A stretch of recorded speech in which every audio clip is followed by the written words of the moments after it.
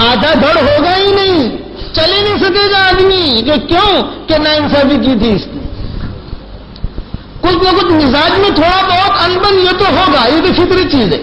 تو حضرت سارا کے دل میں یہ بات آئی، میں بڑی خوبصورت نکاح کی بیوی یعنی ان کے ساتھ رہی ہوں، میری کیا اولاد نہیں، ان کی اولاد سے حضرت ابراہیم تھوڑے جانی بھی لگے۔ تو حضرت سارا نے بہت محبت سے حضرت ابراہیم علیہ السلام سے کہا کہ دیکھیے ایک میری بات مان لیجیے، وہ یہ کہ یہ ہاجرہ کو اور اسماعیل کو کسی ایسی جگہ پر آپ چھوڑ دو کہ بہت دور ہو، میں بھی نہ دیکھوں، زیادہ اس لیے کہ وہ مجھے بھی دل کے اندر کئی کئی وساوس خیالات آتے ہیں، آپ اسے لے جاؤ، ایسی جگہ چھوڑو کہ بار بار آپ کا جانا بھی وہاں مشکل ہو جائے اور ان کا بھی یہاں آنا مشکل ہو جائے۔ اب جب یہ بات رکھی حضرت سارا نے تو یہ تشویش میں پڑ گئے ابراہیم علیہ السلام۔ حضرت حاجرہ خاموش ہیں لیکن یہ تشویش میں پڑ گئے کہ میں کیا کروں۔ دعا مانگنے لگے کہ اے اللہ میں یعنی اس مسئلے کا حل میں کیا کروں۔ چنانچہ وحی آئی اور یہ وحی آئی کہ ایک کام کرو، یہ حاجرہ کو اور اسماعیل کو لے کر تم ہمارے گھر پر آ جاؤ، ہمارے گھر پر آ جاؤ۔ اچھا گھر کا آتا پتا معلوم نہیں، بیت اللہ آدم علیہ السلام نے بنایا تھا، یاد آ گیا میں نے کہا تھا۔ پھر نوح علیہ السلام کی کشتی نے طواف کیا تھا، اس کے بعد جو ہے وہ یعنی زمین دوز ہو گیا تھا۔ تو ہمارے گھر پر آؤ۔ حضرت جبریل تشریف لائے اور حضرت جبریل علیہ السلام نے تشریف لا کر بتایا کہ اللہ کا گھر اس طرف ہے۔ اب یہ قافلہ روانہ ہو، اس قافلے میں کون ہے؟ حضرت ابراہیم علیہ السلام ہے، حضرت حاجرہ ہے، حضرت اسماعیل ہے اور حضرت جبریل ہے۔ حضرت لوط علیہ السلام تو تھے وہاں، حضرت سارا بھی ہے، وہ کہاں ہے، وہ کیا کر رہے ہیں، وہ بعد میں تفصیل آئی گی۔ اب ان تین کو لے کے چلو، حضرت ابراہیم، حضرت حاجرہ، حضرت اسماعیل اور حضرت جبریل روانہ ہوئے، بیت اللہ پر پہنچے۔ صرف حضرت جبریل نے بتا دیا یہ جگہ ہے، یہ اللہ کا گھر ہے، یہی بچوں کو چھوڑنا ہے۔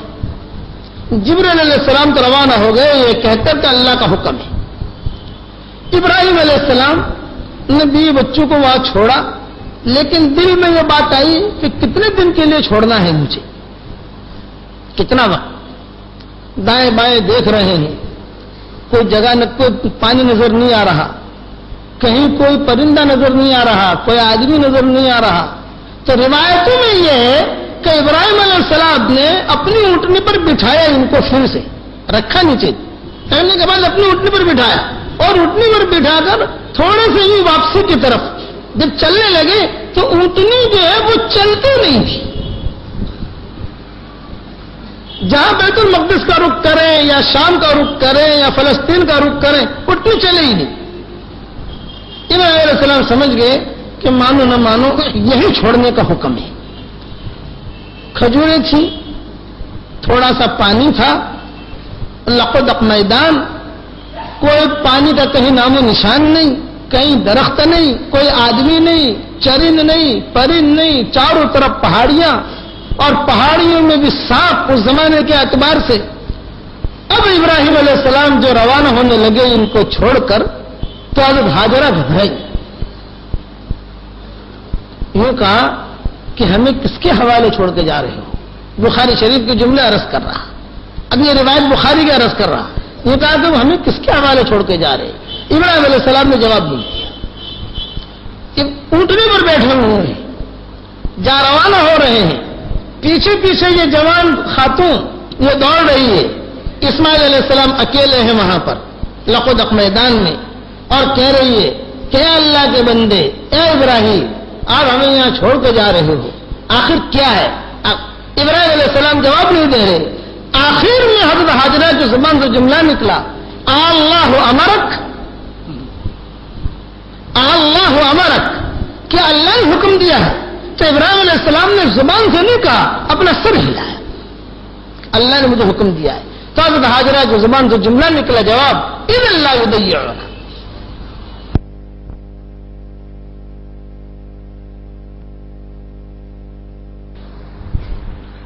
آ گئی اپنے بیٹے کے پاس اور ابراہیم علیہ السلام وہ روانہ ہوئے، لیکن بیوی کی اور بیٹے کی محبت اور بڑھاپے میں جو بیٹا ہوتا ہے اس کی محبت زیادہ ہوتی ہے کہ بڑھاپے میں ملا تھا یہ بچہ، اور پیشانی سے محمد صلی اللہ علیہ وسلم کا نور بھی ظاہر ہو رہا تھا۔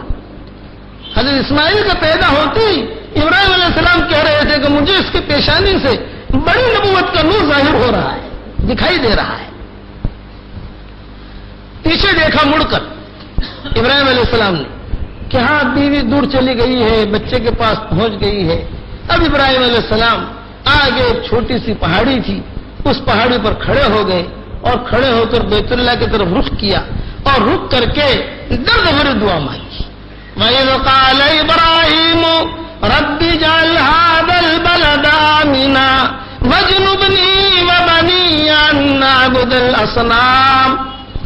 یہ دعا جو مانگی تو یہ دعا ہاجران اور اسماعیل نے نہیں سنی، چونکہ خلوت میں تنہائی میں دعا مانگی ہے۔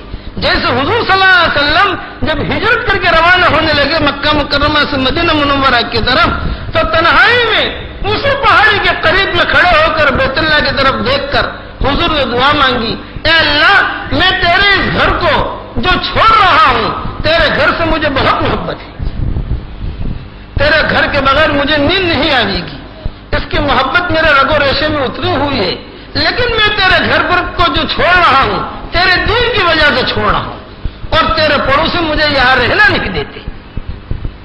ابراہیم علیہ السلام نے درد بھرے انداز میں یہ دعا مانگی۔